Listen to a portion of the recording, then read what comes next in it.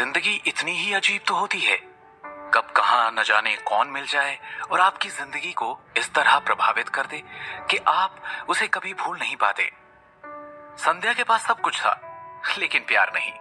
अपना सारा दर्द भूलकर संध्या अपने चेहरे पर एक खुशी और राहत भरी मुस्कान के साथ बोली, मुझे बचाने के लिए शुक्रिया। संध्या को याद नहीं रहा कि उसका हाथ डिसलोकेटेड है और वो अपना हाथ बढ़ाने लगी और उसके मुंह से एक चीख निकल गई। तुरंत विधान ने फिर से उसकी मदद की। अरे, आपका तो हाथ डिसलोकेट हो गया है, बिल्कुल भी मत हिलिए प्लीज।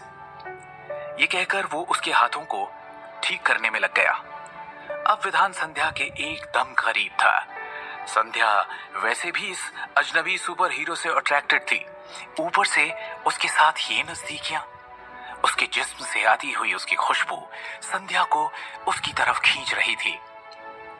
झुककर संध्या ने उस आदमी का चेहरा देखने की कोशिश की, लेकिन देख नहीं पाई। उसने संध्या का हाथ अपने हाथों में लिया और कुछ देर हाथ को लूज करने के बाद अचानक से मोड़ दिया। आ! संध्या ने दर्द के आवेश में उस आदमी के कंधे पर काट लिया, पर उसने कुछ रिएक्ट नहीं किया। ऐसा लगा मानो संध्या के काटने का उस नौजवान पर कोई असर नहीं हुआ। वो उसी शांति से बोला, हो गया, अब आप अपने हाथ को हिलाकर चेक कर लो। चेहरे पर माफी का भाव लिए संध्या ने कहा, सॉरी, वो एकदम से दर्द हुआ तो खुद को रोक नहीं पाई। और फिर उसने अपना हाथ उठाकर हिलाने की कोशिश की। अरे, ये तो बिल्कुल ठीक हो गया, thank you so much, it's really great. इतना फॉर्मल होने की कोई जरूरत नहीं, बस आगे से जब ऐसे अकेले निकलो तो वक्त का ध्यान रहे और लोगों का। हर जगह आप सेफ नहीं। संध्या गहरी गहरी सांसें लेने लगी। उसका बहुत मन कर रहा था उस आदमी की हुडी को हटाकर देखे कि आखिर ये जेंटलमैन है कौन, उसका हाथ चूम ले और बार बार उसको ये एहसास दिला दे कि आज जो उसने संध्या के लिए किया, आज से पहले किसी ने नहीं किया। इस वक्त जेंटलमैन भी संध्या की नजरों में उस इंसान के लिए छोटा शब्द था।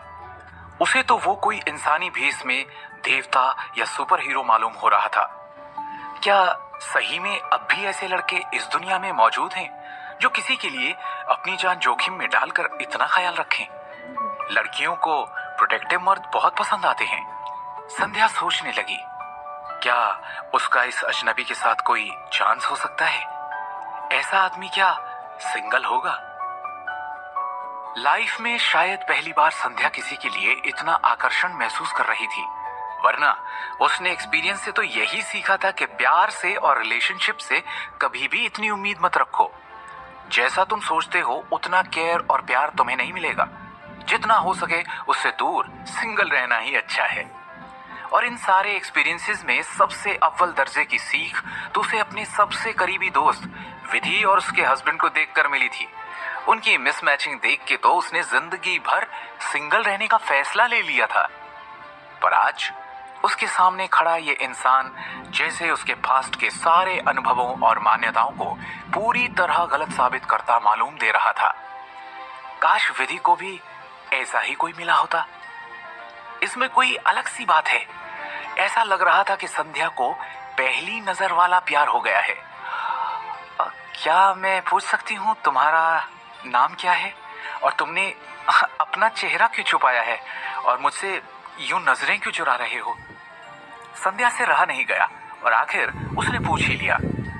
वो इस इंसान का चेहरा देखने के लिए इतना बेचैन थी जितना पहली बार लड़की की मुंह दिखाई के वक्त शादी के लिए आतुर लड़का होता है। मैं बहुत ही बुरा दिखता हूँ, चेहरे में दाग भी हैं और मैं मेरी बदसूरती दिखाकर तुम्हें डराना नहीं चाहता। उसने तुरंत उसके सवाल का जवाब दिया। व्हाट? मतलब कुछ भी? मैं तो क्या, इस दुनिया में कोई भी ये बात नहीं मानेगा कि सीरत से इतना अच्छा आदमी सूरत से खराब हो सकता है। संध्या ने नकारते हुए कहा, तुम्हारी कार खराब हो गई है तो अब तुम घर कैसे जाओगी? उस आदमी ने बात पलटने के मकसद से पूछा। अब मैं दूसरी कार मंगवाती हूँ, संध्या ने कहा और फिर से जिज्ञासापूर्ण उन्हीं ख्यालों में खो गई। कौन है ये? कहां से आया है? कोई सुपरनेचुरल पावर तो नहीं? शायद मैं ही कुछ ज्यादा सोच रही हूं। तभी उसने उस आदमी को उसकी गाड़ी को रोड पर साइड करने की कोशिश करते हुए देखा। पहले तो संध्या ने सोचा कि इस कोशिश का कोई मतलब नहीं, वो अकेला इतनी बड़ी गाड़ी कैसे हटाएगा और उसे रास्ते पर वापस लाना हो ही नहीं सकता। पर जो उसने देखा, उसने उसके आश्चर्य की सारी हदें पार कर दी। उसकी कार धीरे धीरे खिसक कर कुछ ही देर में मेटल रोड से कच्ची मिट्टी के रास्ते पर आ गई। संध्या का मुंह खुला का खुला रह गया। ये आदमी है या भूत? अब मैं चलता हूँ, दूसरी गाड़ी आने तक तुम गाड़ी में ही बैठो और अपनी डिसलोकेटेड हाथ में दवाई लगाना और पैर में भी। 3 दिनों में तुम बेहतर महसूस करोगी। इतना कहकर अपनी जेब से एक पेन और पेपर निकालकर उसने कुछ दवाओं के नाम लिखकर संध्या को दे दिए। क्या तुम इसी शहर में रहते हो? तुम भी कैसे जाओगे? मैं तुम्हें छोड़ देती हूँ। उसने वो पर्ची ले ली, पर फिर भी थोड़ा डर के उससे पूछा। वो तो अब भी उसे भूत ही मान रही थी। नहीं, मैं पास ही में रहता हूँ। ये सुनकर उसका दिल अब जोरों से धड़कने लगा, क्योंकि जब उसने पहाड़ी के आसपास देखा तो वहां सिर्फ घना जंगल पसरा हुआ था। न लाइट्स थी और ना ही कोई घर। यहाँ तक कि इंसान तो इंसान, किसी जिंदा जीव के होने पर भी शक मालूम पड़ता था। सब सुनसान था। अब संध्या को इस बात पर पूरी तरह यकीन हो चला था कि यह जरूर किसी सुपरनैचुरल नॉवल का कोई किरदार है। इतना सोचते ही एक अजीब सी सिहरन उसकी नब्ज में दौड़ गई और उसने जल्दी से गाड़ी में बैठना सेफ समझा। ठीक है, मैं तुमको अब और परेशान नहीं करूंगी। हाँ, मैं निकलती हूँ। मुझे बचाने के लिए सच में शुक्रिया। अगर तुम्हें कभी कोई मदद की जरूरत हो तो मेरी जान बचाने के एहसान को मैं सच में उतारना चाहूंगी। संध्या का मकसद इस वक्त इस रहस्यमयी आदमी के चंगुल से बच किसी तरह यहाँ से निकलना था। वो उसे बिल्कुल नाराज नहीं करना चाहती थी और उसने ये फैसला किया कि कल सुबह सबसे पहले वो किसी तांत्रिक के पास जाकर कुछ टोटके करवाएगी, जिससे ये भूतनुमा शख्स वापस उससे ना मिले। सुनिए संध्या, क्या आप सही में मेरी मदद करना चाहती हैं? उस आदमी ने थोड़ा हिचकिचाते हुए कहा। संध्या घबरा गई। पता नहीं इसकी मांग क्या होगी। कहीं ये ऐसा ना कह दे, मेरे साथ यहाँ रह जाओ, मैं बहुत अकेला हूँ। क्या तुम मेरे साथ रहोगी? हाँ, बोलो ना कि क्या चाहिए तुम्हें? 8 करोड़। आपके लिए तो ये कोई बड़ी बात नहीं होगी। आप तो तुरंत इतना कमा सकती हैं। आपकी लैम्बोर्गिनी देखकर तो ये बात साफ जाहिर है, उस आदमी ने कॉन्फिडेंस से कहा। संध्या की सांस में सांस आई और साथ ही इस बात का भी ख्याल आया कि ये इंसान है तो आगे मेरी और इसकी बात भी बन सकती है। उसके चेहरे पर खुशी भरी एक स्माइल आ गई और उसने आगे कहा, बस इतनी सी बात। हाँ, जैसा कि तुमने कहा, मेरे लिए ये कोई बड़ा अमाउंट नहीं है, पर ये बहुत छोटा अमाउंट भी नहीं है। मुझे थोड़ा वक्त दो पापा से पूछने के लिए। एक बार पापा ने हाँ कर दिया तो मैं तुम्हें तुरंत दे दूंगी। कोई बात नहीं, आप बस 2 दिन में ये अमाउंट वर्मा फार्मास्यूटिकल के पास वाले टावर में पहुंचा देना। बहुत मेहरबानी होगी, मैं वहां आपका इंतजार करूंगा। संध्या ने फुसफुसाया, वर्मा फार्मास्यूटिकल कंपनी? ये तो विधि की कंपनी है। जब उसने फिर से उस आदमी की तरफ देखा तो अभी भी उसका चेहरा नहीं दिख रहा था। संध्या बहुत ही कंफ्यूज थी। इससे पहले वो कुछ और देखे, बोले या पूछे, वो हवा में हाथ हिलाता हुआ आगे अंधेरे में कहीं खो गया। थोड़ी ही देर में संध्या का ड्राइवर भी गाड़ी लेकर आ चुका था। उस रहस्यमयी आदमी ने अंधेरे में अपना मास्क उतारा और खुद से कहा, विधि, मैं विधान वही करूंगा जो कहा है।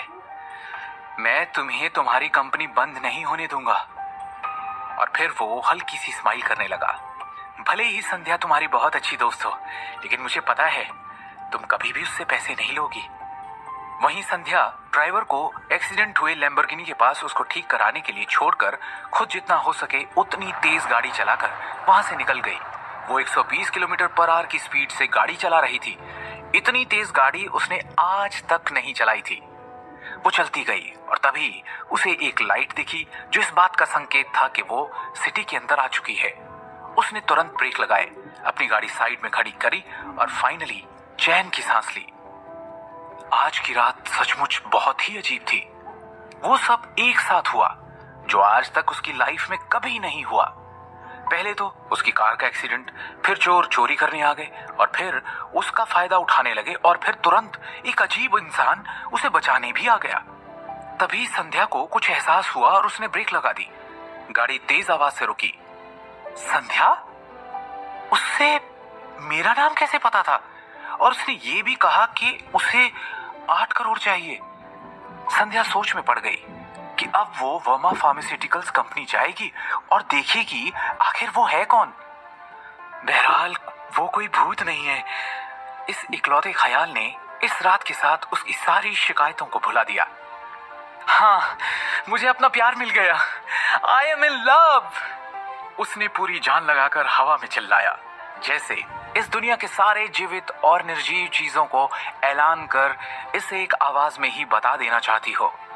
वो जैसे अब हवाओं में उड़ रही थी और सिर्फ अब मिस्ट्री मैन के बारे में ही सोच रही थी। जल्दबाजी में उसने अपना फोन ढूंढा और उसने तुरंत विधि को कॉल लगाया। हे विधि, सॉरी यार, मुझे आने में लेट हो गया। विधि मेरी जान, तो बिलीव नहीं करेगी कि मैं अभी कहाँ हूँ और मेरे साथ आज क्या हुआ। संध्या विधि को बहुत ही इंटरेस्ट से फोन पर बातें बता रही थी। मैं अभी हाईवे से सिटी में आई हूँ और जैसे ही मैं सिटी में घुसने वाली थी मेरी कार का एक्सीडेंट हो गया। क्या? Car accident? कब? कैसे? वही मैं सोचूं कि आने में इतनी देर क्यों लग रही है। तू ठीक तो है? तू भी ना बिल्कुल पागल है। अरे अगर ठीक नहीं होती तो तुझे कॉल कैसे करती। तू बस सुन मैं जो बता रही हूँ, बीच में टोक कर मेरा फ्लो मत तोड़ प्लीज। तो मेरी कार का एक्सीडेंट हुआ और फिर कुछ चोर भी आ गए। संध्या ने जो भी हुआ सब बताया और लास्ट में कहा, मुझे लगता है मुझे उससे प्यार हो गया है। I am in love Vidhi. I am in god damn love. इसके बाद कल मिलने आने का वादा करके संध्या ने फोन काट दिया। संध्या की लव एट फर्स्ट साइट की कहानी सुनकर विधि को विधान के साथ हुई वो पहली मीटिंग याद आ गई, जब विधान उसे पहली ही नजर में पसंद आ गया था। पर उसके साथ लास्ट 1 साल में हुए व्यवहार पर आज उसे बहुत दुख हो रहा था। दूसरे तो छोड़ो, काम के भागदौड़ में खुद विधि ने उसकी और उसके जज्बातों की कभी कोई कदर नहीं की थी। इतना सब सोचते हुए आंखों में आंसू ले विधि उठी और वहीं लेट गई जहां विधान सोता था। रात भर बह रहे इन आंसुओं में विधान से जुड़े उसके मन के सारे मैल धुल गए। अब क्या होगा जब विधि की बेस्ट फ्रेंड संध्या को पता चलेगा कि असल में वो लड़का कौन था? क्या फिर भी वो पैसे देगी? और विधि का अपने पति के लिए किया गया पहला कदम क्या होगा?